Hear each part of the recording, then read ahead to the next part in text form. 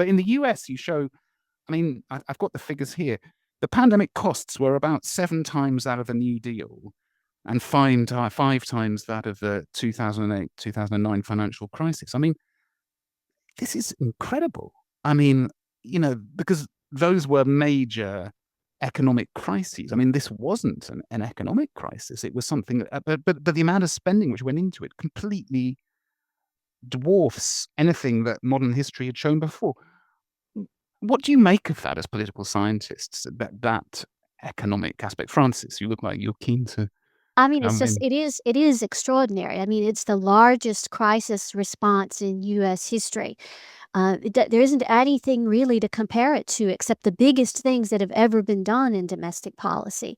So, like the New Deal or the 2009 financial crisis. Y- I- Like those are the only comparisons, and it dwarfs those. Yeah. You had the New Deal. A few times over, not just viewed from the vantage point of inflation adjusted costs, but also by as a share of gross domestic product. So extraordinary expenditures, and yet um, just not a reckoning around it. I think the public knowledge of that is very low. All Yeah. of it was, of course, borrowed.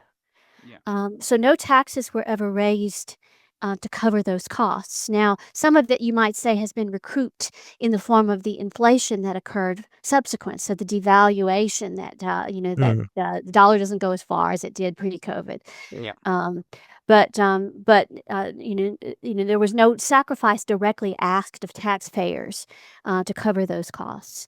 But there was such bipartisan consensus that basically the U.S. economy needed to largely be shut down, and so they calculated sort of the back of the envelope. What would it take to cover the Mm. gap with that shutdown for basically 8 weeks. So Mm. that's where they got the initial figure for the CARES Act, and then they did it again under President Biden after his election in 2020, and then in 2021, in the spring of 21, they did a second very large COVID package.